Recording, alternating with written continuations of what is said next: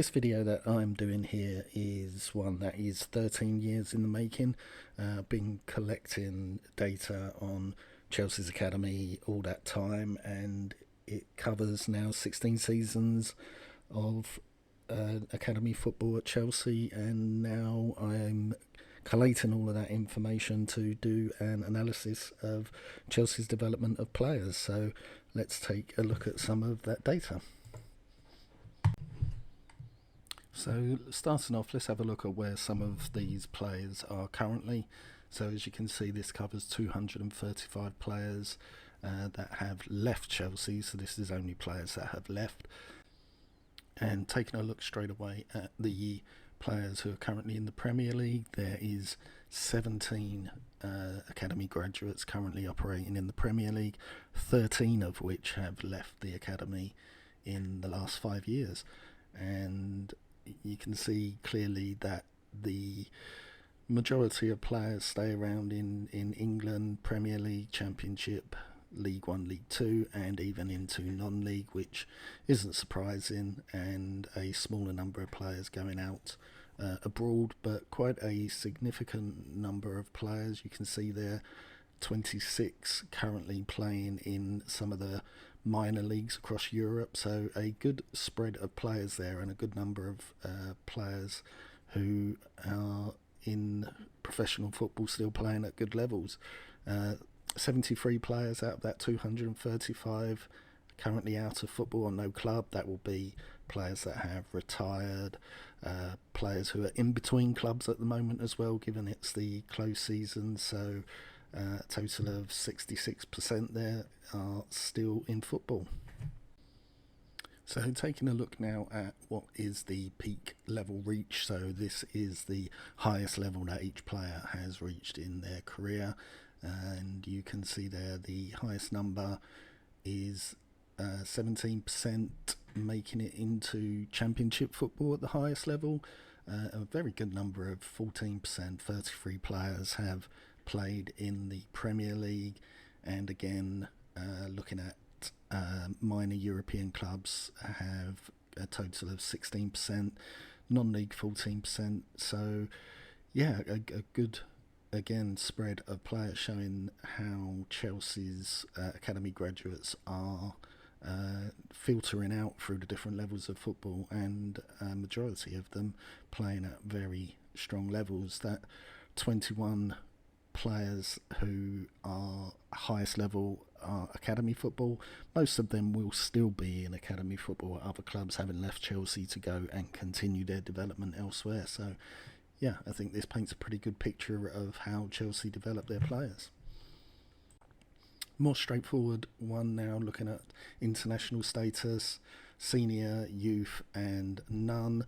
So how many players have represented their countries at these levels? Majority only representing at youth level, 51%, and 25% having made senior international caps for their countries. So yeah, again, across youth and international, a good percentage of players having represented their country. Taking a look at the nationalities of academy players, unsurprisingly 59% of all academy graduates have represented England, but in total 43 different nationalities were represented, which is quite a good number, and just goes to show the diversity within the academy over the years. This one is quite an interesting one to look at. So it's how the players have left the club, and averaging out how they have done in their career. So you've got their academy release, which means the academy have released them. Permanent sale means an actual sale to another club. First team sale means they were sold while they were in the first team. Loan to buy is obvious, and academy left means players that have chosen to leave the academy, not signing a new contract. So unsurprisingly, there you can see players who have been part of a first team sale have gone on to have the most average career appearances. Players that have had permanent sale have had the most players reach the Premier League and the most senior international. So not necessarily having to be a first team sale means going on to have a significant career at a top level. So yeah, it's very interesting looking at the different types of development paths for these players and how that could potentially impact their careers. So here's taking the data on to another step, trying to take a look at the each scholarship year intake and how they have developed throughout their careers, trying to get an idea of what the best generation of Cobham talent is. As you can see here, 2017 stacking up the best, and that is a group that had players like Ethan Ampadu, Billy Gilmore, Callum Hudson-Odoi, Tariq Lamptey, all of whom have obviously gone on to have very good careers. Second place there, 2016, which had the likes of Reece James, Mark Gurhey, Conor Gallagher, Dujon Sterling also having a good number of appearances. And it's interesting to have a look how the different year groups have fared. So yeah, interesting bit of information there.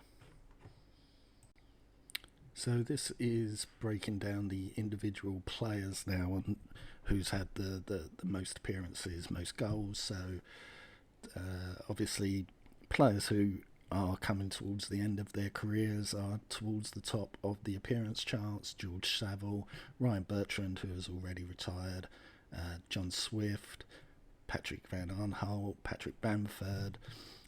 All of these are players who, if you've been following the academy for a number of years, you'll be more than familiar with.